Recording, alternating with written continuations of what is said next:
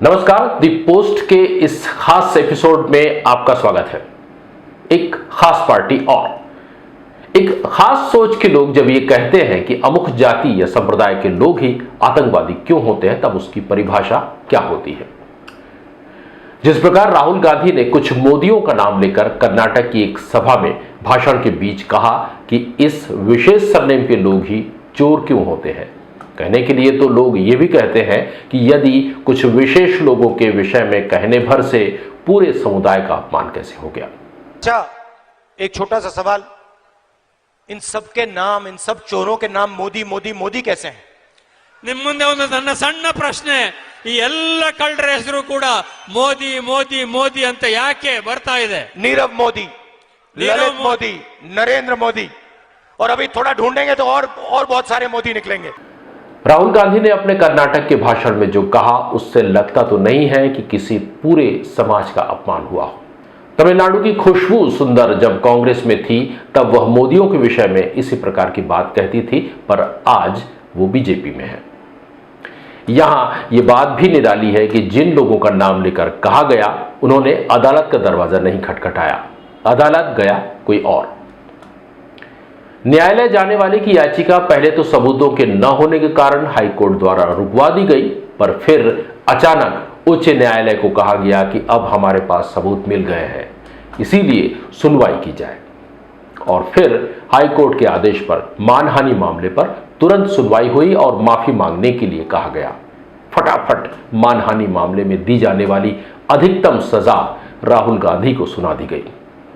सजा सुनाने के 15 मिनट में ही 30 दिनों का समय देते हुए अपर न्यायालय में जाने के आदेश भी किए गए। मूल काम तो हो गया। मानहानि के इस प्रकार के केस में अधिकतम 2 साल की सजा ही दी जा सकती है और वही 2 साल की सजा दी गई। लोगों और कई वकीलों का कहना है कि यदि सजा 2 साल से थोड़ी भी कम होती तो आज राहुल गांधी की संसद की सदस्यता नहीं जाती। पर 2 साल से कम होती कैसे? 2 साल की सजा होनी थी, संसद की सदस्यता भी खत्म होनी थी, जो आनन फानन में संसद से आदेश भी जारी कर दिया गया। साथ ही इतनी जल्दी रही कि चुनाव आयोग को भी वायनाड की सदस्यीय सीट खाली होने की सूचना भी संसद सचिवालय ने भेज दी। देखना यह है कि अब आगे क्या होता है। राहुल गांधी सोचता है मेरा नाम सावरकर नहीं है, मेरा नाम गांधी है।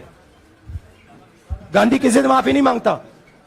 और मैंने कहा, पार्लियामेंट हाउस में कहा कि भैया मुझे बोलने दीजिए ना, एक बार तो बोलने दीजिए।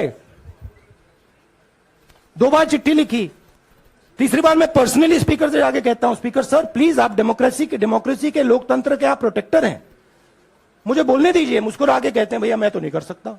आप नहीं कर सकते तो कौन कर सकता है? शायद मुझे जाके मोदी जी से पूछना पड़े। देखना यह है कि अब आगे होता क्या है। अब बात कानूनी लड़ाई की है। इस पूरी प्रक्रिया में कांग्रेस एकजुट हुई है, वहीं विपक्ष भी कांग्रेस के साथ खड़ा दिख रहा है।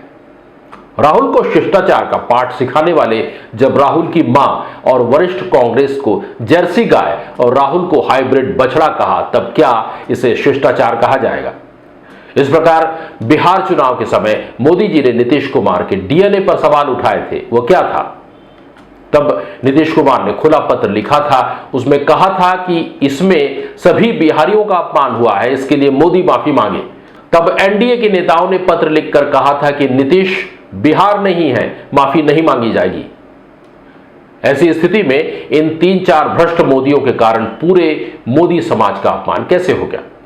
इसी प्रकार सुनंदा पुष्कर के विषय में मोदी जी ने 50 करोड़ की गर्लफ्रेंड बोलते समय नहीं सोचा था इससे किसी का अपमान हो रहा है।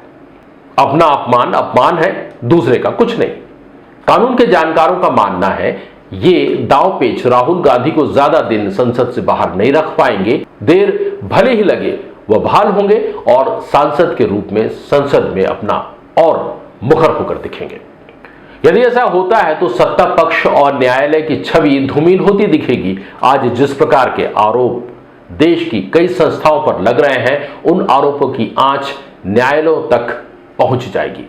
अभी हाल ही में सीजेआई चंद्रचूड़ ने जिस प्रकार महाराष्ट्र में हुए सत्ता परिवर्तन के पूरे केस में महाराष्ट्र के तत्कालीन राज्यपाल श्री कोश्यारी की आलोचना की है, उसी प्रकार कहीं इस मामले में न्यायालय के न्यायाधीश के विषय में भी टिप्पणी ना आ जाए।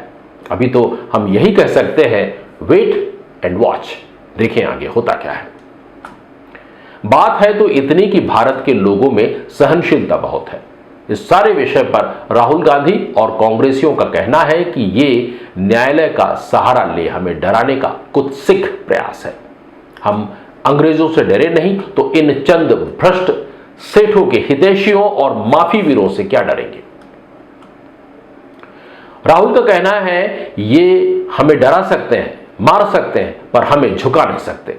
साथ ही कांग्रेस का यह भी कहना है कि हम लड़ेंगे देश की जनता, देश की अखंडता और देश के भाईचारे एवं भारत के संविधान के लिए। हम लड़ेंगे सच्चाई के लिए और अंत में हम जीतेंगे। द पोस्ट का ये एपिसोड आपको कैसा लगा, हमें कमेंट बॉक्स पर आप अवश्य अपनी राय दें और मुझे दीजिए इजाजत। नमस्ते।